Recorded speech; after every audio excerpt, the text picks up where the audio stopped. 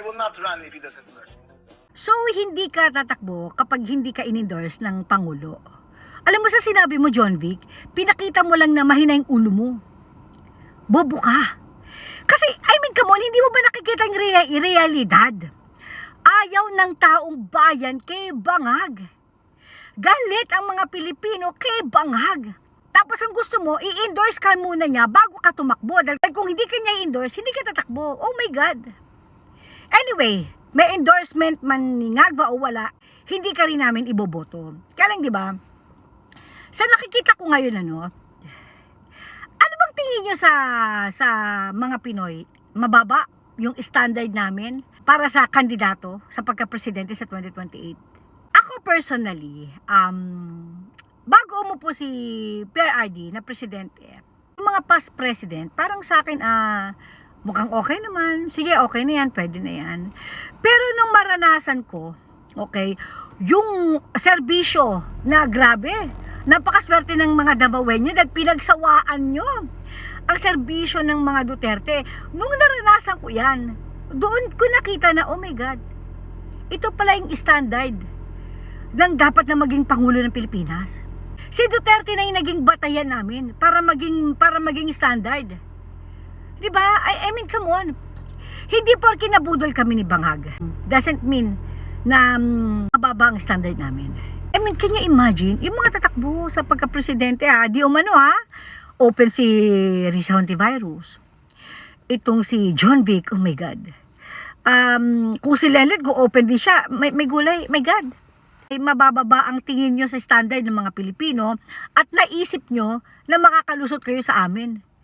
Sisihin nyo si Pierre RD. Kasi nakatigim kami ng maganda, totoong malasakit, totoong serbisyo mula sa gobyernong totoo din. So ang naging batayan na ng taong bayan ngayon para sa susunod na presidente is yung katulad ng serbisyo, okay, ng pagmamahal sa bayan. Hindi sa oligarko, kundi sa mga ordinaryong Pilipino, okay, ng gobyerno. John Vic, gumising ka. Hindi ikaw. Feeling mo talaga mababang standard ng mga Pilipino at pipiliin ka? My God, at saka yung sinasabi mong hindi ka tatakbo pag hindi ka inendorso ng Pangulo.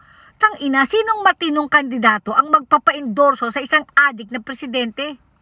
Sinong matinong pag-iisip na kandidato na magpapa-endorso sa isang bangag na Pangulo? My God. Galit ang taong bayan dyan, tapos siya ka magpapa-endorso?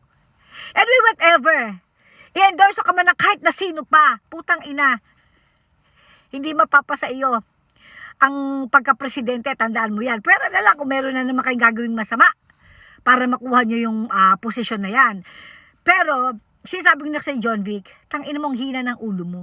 Na para pagmamalaki mo, hindi ka tatakbo pag hindi ka in-endorso ni Bangag. Gago, lalo ka lang magiging pariwara kapag yan ang nag-endorso sa'yo.